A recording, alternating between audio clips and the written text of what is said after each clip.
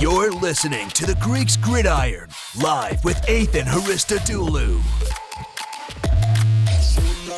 Welcome back, everybody, to the Greeks Gridiron. I am Athan Hristodulu. It is February 7th, 2022, and I'm coming at you guys again with another Power Rankings video. This time we are focusing on the NFC South, where we'll be ranking all four teams from 4 to 1, kind of discussing where they are right now as the season is wrapping up and how I feel they kind of stand going into the offseason. Some of the hurdles they're going to have to deal with we'll focus on a little bit. It's not as cut and dry as just what the teams were ranked at record-wise, because a lot of turnover is about to happen this offseason. So without further ado, make sure you hit that like button, hit that subscribe button, and let's talk some NFC South teams, shall we?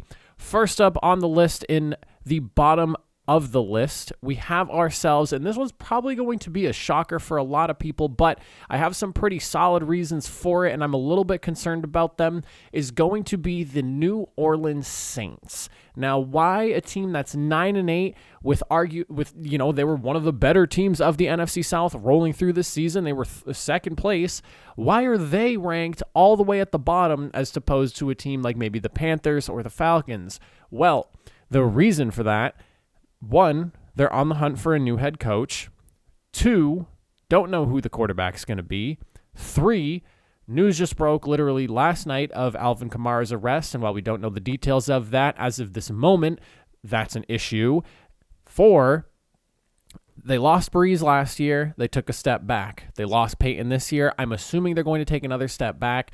And then 5, they have a ton of starting free agents coming up here again this season after dealing with it last year. $100 million over the cap for the offseason to start.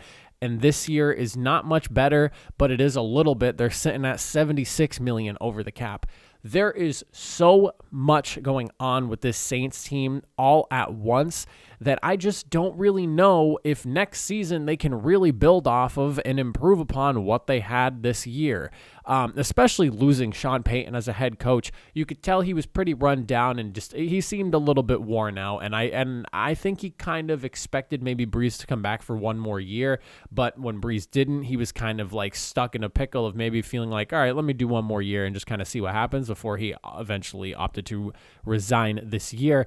But I just think there's so much turnover and so much to deal with this offseason. I fully expect the Saints to go through a rebuild mode at this point. A big question I have is, do they go after Jameis Winston? Do they bring him back through free agency because he's going to be a free agent? The team was 5-2 when he was starting, and then, he obviously tore his ACL, and that was kind of the end of the year, not at the end of the year per se for the Saints, but I mean, they went from 5-2 to 9-8. They only won 4 more games after that. So, all hell kind of broke loose for them, and they wound up just missing the playoffs. So they were still able to fight, but at this point, like I mentioned, $76 million over the cap. You have guys like Marcus Williams, PJ Williams, Quan Alexander, Teron Armstead, Jameis Winston, of course, Shai Tuttle. There's so many people they need to figure out ways to try to bring them back, and I understand that everyone's doing these crazy salary cap things, but how long can that really actually work before the bill comes due? I just don't know if the Saints can keep, peeling away from their roster and getting rid of guys and restructuring all these deals, because at the end of the day, you're asking guys to move money around and things like that. Can you realistically make that work in the NFL? I don't know. It's interesting to see what they're doing with the salary cap stuff, not just the Saints, but everyone in general. I just think that there's so much potential turnover this offseason. I fully expect the Saints to take a step back, and I do like them sitting at number 4. Coming up next on my list, sitting in the number 3 spot for the NFC South, I have the Carolina Panthers, a team that is 5-12, and on top of that, had one of the better defenses in the NFL despite their record and despite how poorly their offense played. I think one of the biggest things that I was talking about all year long is that this was like a championship caliber defense that was just continuously being gassed out by an offense that couldn't really move the football. They wound up being pretty much where I expected them to be at the end of the season. Actually, the entire NFC South wrapped up the way I fully expected it to end up being when I did my divisional power rankings during the preseason. But I have a few questions for these guys, especially at the quarterback position. You, of course, know the idea, the whole deal with taking Sam Darnold in and then opting for his fifth-year option. I don't really understand why they did that. It felt like they were just trying to double down on the decision they made to like silence all the critics and whatnot for the move. But yeah, let's just eat $18 million on an unproven product and somebody we didn't necessarily know was going to be valuable for the team or not, just to silence the media. Like, I don't know. That's how I looked at that, and it never really made sense to me. So what do they do at the QB position? Do they pursue Deshaun Watson or maybe, some of the other rumored guys that are going to be potentially moving around the league? We've talked about them a little bit. Kirk Cousins, Russell Wilson, Aaron Rodgers. There's a few other guys that might be on the move. Jimmy Garoppolo is another one.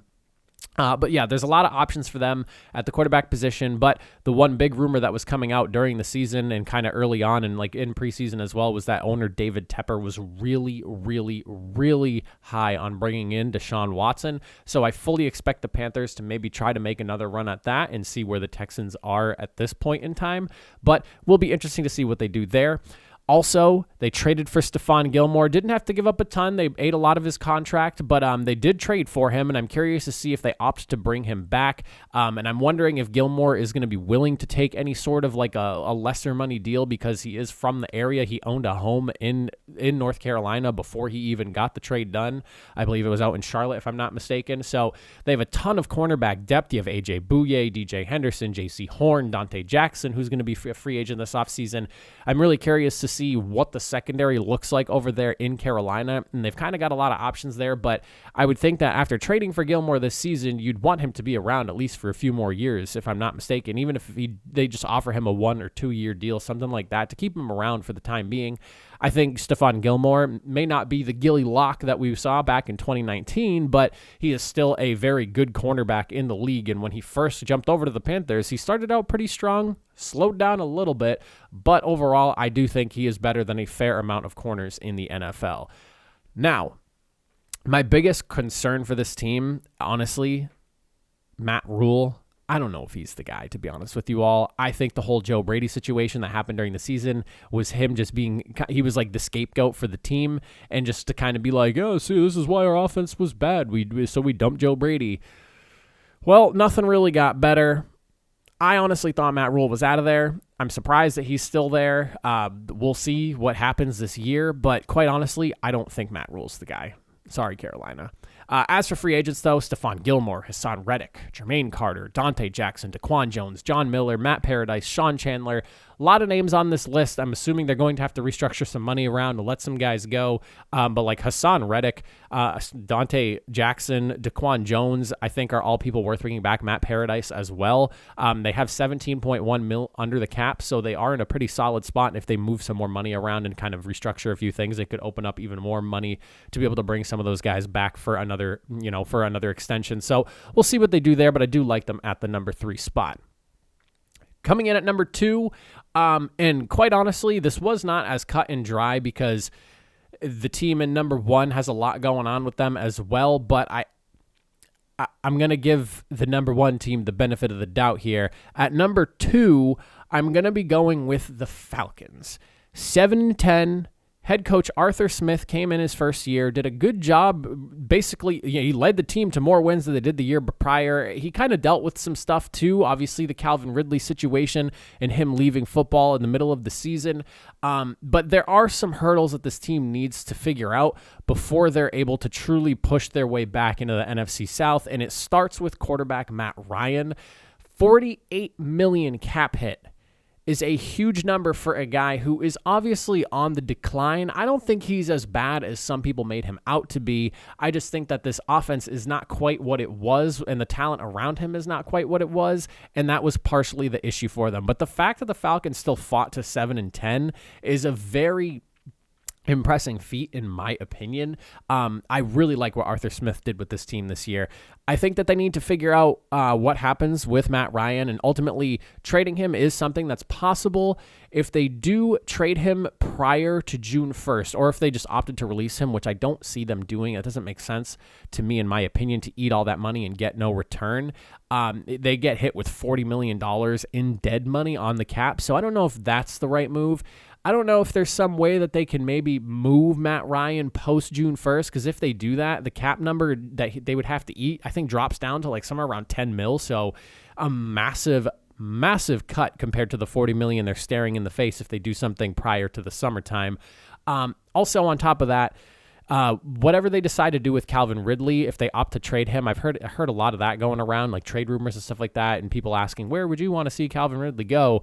I think he should stay in Atlanta. It's obviously he was dealing with some personal issues, and I think he did the right thing, obviously, in stepping away from football to get his mind right. I really hope he's good to go and that he'll be able to come back next season and play for the Falcons. I saw a lot of people joking about the stresses of being the number one wide receiver getting to him. I think that's a ridiculous argument. You have Kyle Pitts there to line up with him. So, I mean, you have a 1-2 punch there should Calvin Ridley come back. Whatever his issues were, obviously run deeper than football. So for people saying that, I think that's ridiculous. But my last question for them really, and this would ultimately affect where I would have this team here, but I don't think they need to, is it time for a full-on rebuild of the team? I don't necessarily know, but I think this offseason they definitely need to find the heir apparent to Matt Ryan. This year's quarterback draft class is not really touted being too good, but also what I've seen is like every single year a quarterback draft class isn't good, and then pro days happen, combine happens, and everyone starts to become higher and higher on them because quarterbacks throwing in shorts gets everyone excited and everyone starts talking about how good they looked. I myself am included in that group. It definitely has happened to me. But it'll be interesting to see what they do there. They have a ton of free agents coming up here, at least, and honestly, some solid contributors as well, being 6.6 mil over the cap to start the offseason. You have Foyesade Oluokun, the leading tackler for the team, Deron Harmon, the safety, Fabian Morrow, Russell Gage, and Tajay Sharp, Cordero Patterson, who had a monster year, Dante Fowler Jr., Stephen Means. So they have some guys they're going to have to work on bringing back, but quite honestly, they're not in a bad spot. They're slightly over the cap. Some restructuring needs to happen. If they find some, I don't know how the hell they would handle the Matt Ryan contract and what they could do to sort that situation out. But if they can somehow manage that 48 mil cap hit that he's dealing with at the moment, or that they're dealing with at the moment, maybe if they just add another year to his deal or something like that and void it, I don't know, the crazy contract stuff that everyone's been doing, they could maybe open up some stuff to build a team around him for one more year. I do like the Falcons, though. I think they're heading in the right direction. They did better than they did the year prior, and I like where this team's going under Arthur Smith. I think he did an excellent job, and the fact that he pulled this team to 7 wins is impressive on its own. Then coming in at the number 1 spot, of course, the last team of the division, we have the Tampa Bay Buccaneers.